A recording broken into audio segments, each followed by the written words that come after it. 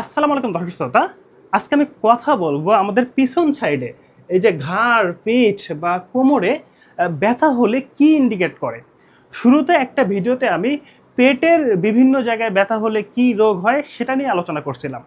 আসলে ব্যাক সাইডে অত রোগ বা অত অর্গানের যে ব্যথাটা পিছনে হবে বিষয়টা এমন না। আমাদের এই ব্যাক সাইডে মূলত স্পাইন যেটা আছে আমাদের মেরুদণ্ড এবং মেরুদণ্ডের পাশে যে মাসেলগুলো আছে বা যে নার্ভগুলো আছে এইগুলার ব্যথাই বেশি তৈরি হয়। অর্গান বেসিক ব্যথাটা অত আসে না। তো শুরুতে আমরা ঘাড়ের ব্যথা নিয়ে কথা বলি। তো এই যে ঘাড়টা আছে, ঘাড়ের যে মাসেলগুলো আছে এবং ঘাড়ের ভিতরে হচ্ছে আমাদের ভার্টিব্রা থাকে, নেক ভার্টিব্রা বলি আমরা, সার্ভিক্যাল ভার্টিব্রা। তো সেই ভার্টিব্রার মধ্যে যে ডিস্কগুলো থাকে সেই ডিস্কের যদি কোনো এলোমেলো হয় অথবা যে ভার্টিব্রাগুলো আছে সেই ভার্টিব্রায় যদি নতুন বোনস তৈরি হয়, আমরা অস্টিওফাইট বলি, তখন মূলত আমাদের এই ঘাড়ে ব্যথা হয়। এবং এই ডিস্কের প্রবলেমের কারণে বা ভার্টিব্রার প্রবলেমের কারণে এই ঘাড়ের ব্যথাটা আমার দুই হাতের দিকে রেডিয়েট করতে পারে। অনেকের ঝিনঝিন ঝিনঝিন ফিল হবে যদি আমার অস্টিওফাইট বা ভার্টিব্রা নার্ভের উপর কম্প্রেশন করে। এছাড়া এই ঘাড়ের ব্যথাটা আমার মাথার দিকেও আসতে পারে। অনেকে মাইগ্রেনের ব্যথায় ভুগে, তার মাইগ্রেনের ব্যথার অন্যতম একটা কারণ কিন্তু এই ঘাড় থেকেই হতে পারে।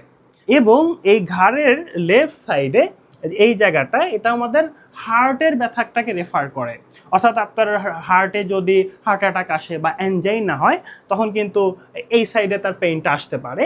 এবং ডায়াফ্রাম বা ফুসফুসে যদি কারো পেইনের সমস্যা থাকে সেক্ষেত্রে রাইট সাইডের বা এই পুরা ঘাড়ের যে রিজনটা আছে এখানে ব্যথাটা রেফার করবে।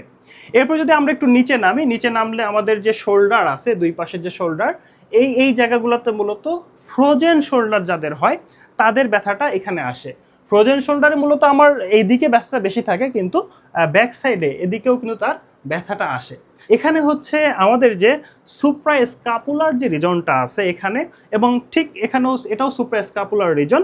আর এখানে হচ্ছে সার্ভাইকাল 6-7 যে ভার্টিব্রা আছে সেই রিজনটা। তো এই তিনটা রিজনে মূলত যাদের ফাইব্রোমায়ালজিয়া থাকে, এটা হলো প্রেশার পয়েন্ট, এই সব জায়গায় তাদের প্রচণ্ড ব্যথা হয়। আসলে ফাইব্রোমায়ালজিয়া কিন্তু কোনো কারণ নাই এবং এটা অনেকটা ব্রেনের সাথে কানেক্টেড। ব্রেনের পেইনের যে পারসেপশনটা, আমরা যেভাবে ব্যথা অনুভব করি, ফাইব্রোমায়ালজিয়া রুগীদের এই ব্যথার পারসেপশনটা বেশি থাকে, ফলে তাদেরকে একটু টাচ করলেই তারা ব্যথা অনুভব করে। এরপরে আমাদের যে উপরের পিঠ যেখানে আছে এখানে আমাদের থোরাসিক রিজন আমরা বলি। তো থোরাসিক ভার্টিব্রার যদি কোনো সমস্যা থাকে, থোরাসিক ভার্টিব্রাতে আপনার নতুন করে বোন গ্রোথ করতে পারে, যেটা আমার থোরাসিক